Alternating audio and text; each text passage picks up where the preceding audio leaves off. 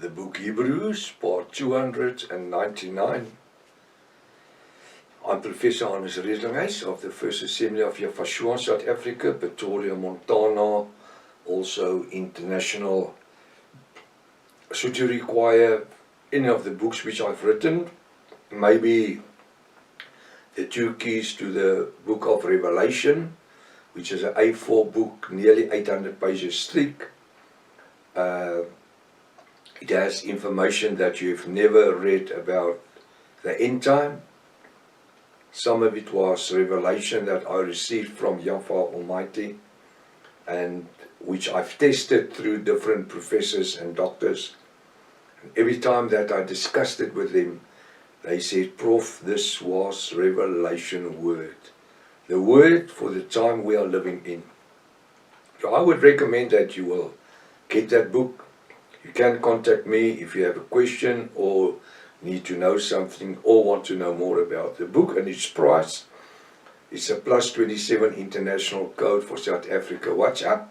The number is 0722 367 124. Just go to my website, https://yafah.co.za.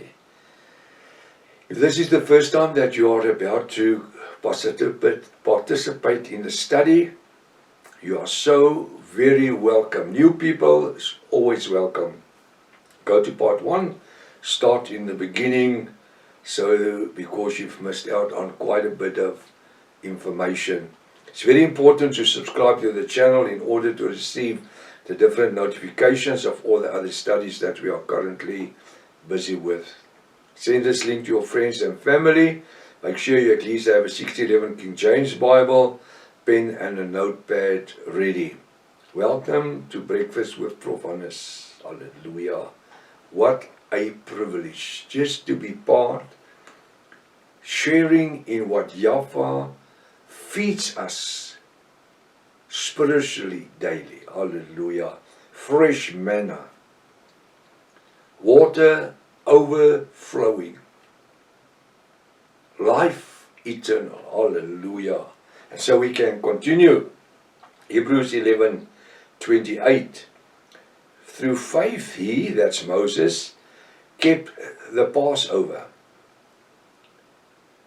The Passover was the New Year, representing the day that the blood was placed upon the door sills, and where the eldest son of those who did not have blood on their doorpost died. That was the day that Israel was led out of captivity by Moses, when the son of Pharaoh died himself. Through faith he, that is Moses, kept the Passover for the next 40 years. And the sprinkling of the blood on the doorpost. Lest he that destroyed the firstborn should touch them. Now look at that he. Lest he that destroyed. Who's that he? That's Yahweh Almighty. Make that a capital H. Put in brackets, Yahweh. Lest he, capital letter, that destroyed the firstborn, should touch them. Who's them? The Israelites. So what did Moses do? He was obedient. What do we live? What are we teached through the Ruach HaKodesh? To be obedient to the word of Yahweh. We haven't seen, I said it 1,000,000 times already, we haven't seen Yahweh. But we believe that we will live although we have died. Why?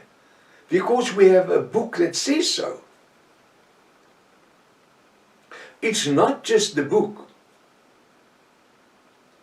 It's when that book through a person are saturated with the anointing of the Ruach HaKodesh, that we suddenly realize that that becomes the original word of Yahweh Almighty, where He speaks to us, whereby He teaches us, whereby He leads us. Can you imagine a book? Just a book.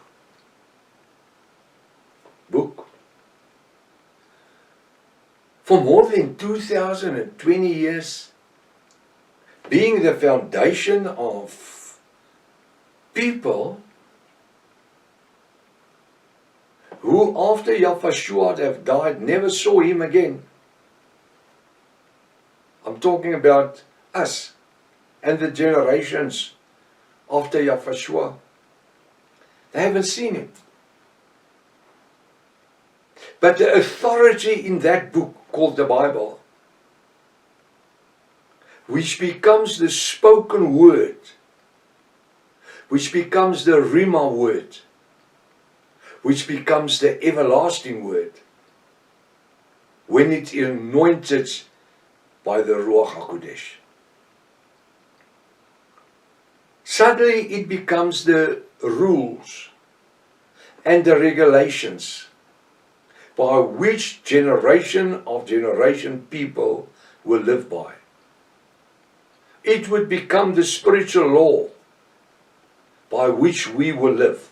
Not 613 laws of the Old Testament.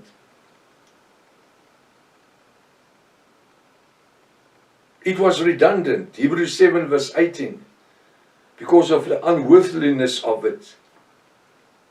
But this word that was accumulated in a book called the Bible over a period of time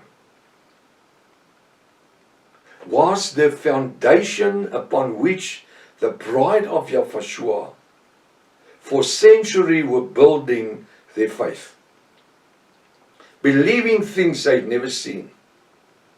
They heard about it, but we start to live about it.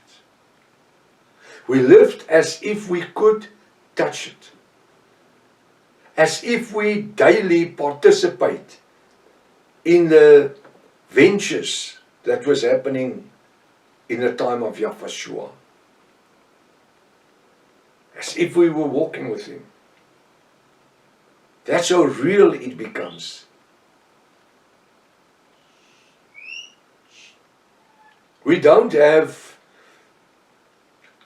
an earthly priest like Moses had for 40 years and Israel for over 1,000 years.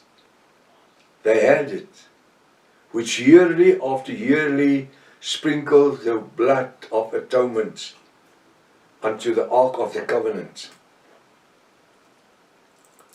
The blood was sprinkled unto the wings of the cherubs, as it was sprinkled unto the doorpost of the Israelites in the time when Moses gave the instruction which Yahweh has given.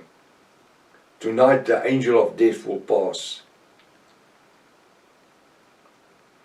Now there's a difference between us and the covenant, our covenant. Today we have not a physical Ark of a Covenant, but we are the temples. The Bible says we are the temples wherein Yahweh and Yahshua lives, and where through it functions, through the Ruach HaKodesh. And we are not sprinkled daily, but we are anointed by the Ruach HaKodesh daily. And that's why it is so important that we are daily anointed with new anointing spiritual oil. It's not oil that we are putting on ourselves. That oil was a replacement for the Ruach HaKodesh, a symbol of. But we today, as bride of Yahushua, we are born into the Spirit. Because Yahushua said in John 3, verse 1 to 11, he said to Nicodemus, Verily, verily, I say unto you, he swears, you must be born again out of water and out of Spirit, Ruach HaKodesh. That's the anointing. It's not something, a ceremony that happens once a year, like Israel was to take and Moses was to partake in the Passover once a year. No. We don't have things that we just remember once a year. We live in the Ruach HaKodesh, the Holy Spirit, every day. We are anointed in the Ruach HaKodesh every day. We live by the living word, the revelation word of Yahushua every day. We are living by the teachings of the Ruach HaKodesh every day.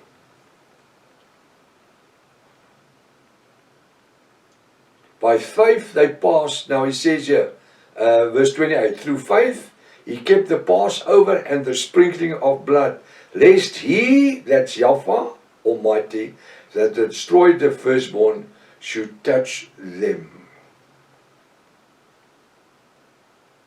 We are touched by the Ruach HaKodesh daily. Why? Because we are the temple of the Ruach. He lives within us, our soul's dimensions.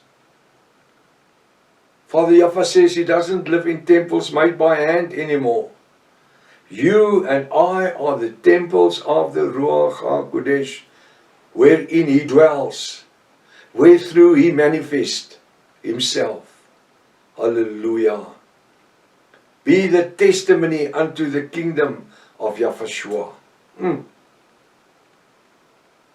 He says, verse 29, by faith they passed through the Red Sea as by dry land, meaning there were no water. Meaning there were no water, as by dry land. Now there's a tale that somebody told one time. He says the old lady was sitting in the bus reading Bible, and one of the New Age guys came and he sat next to the old lady, and he asked her, what are you reading? She says, I'm reading about the scripture where Israel went through the Red Sea dry-footed. Not even their feet were wet. No, say this young man. The scripture was altered. The original scripture says they went through in ankle-deep water. With other words, their ankles, their feet were in water up to their ankles. Then the old lady looked at him. She says, can you read English? He says, yes. He says, no, read here. By faith they passed through the Red Sea as by dried land. So he says now, if the Bible says it was dry land, then it was dry land. Now he says it was water ankle deep. So he says, now let me read you the next line. It says, it reads, which the Egyptians essaying to do were drowned. So he says, now tell me, young man, tell me, how did the Egyptians drown in ankle deep water? You see, when you're sharp in the word, you can answer anybody. The scripture says, by faith they passed through the Red Sea as by dry land. End of story, end of argument.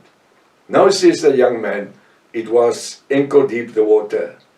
The old lady says, now read the next part, which the Egyptians are saying to do were drowned. So tell me, young man, how did that whole army drown in ankle deep water?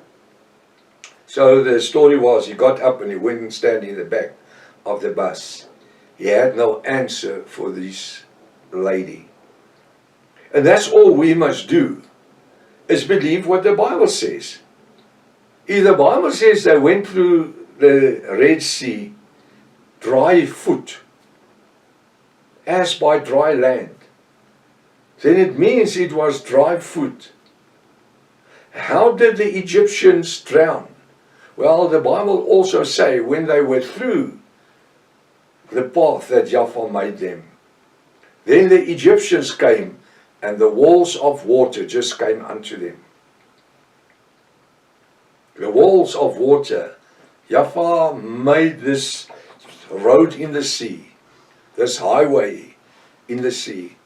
And I want to stop the session this morning saying that if there's a sea of unbelief or a sea of sickness in your life today or problems, Yahweh can make a wall. He can take it and make it a wall both sides so that you can walk dry foot through the sea. How do we accomplish that? Through faith. Faith is believing in the things that we have not seen. Believing it. Now till tomorrow morning, if His Father's will. Maranatha. Yahweh is coming back again. Hallelujah.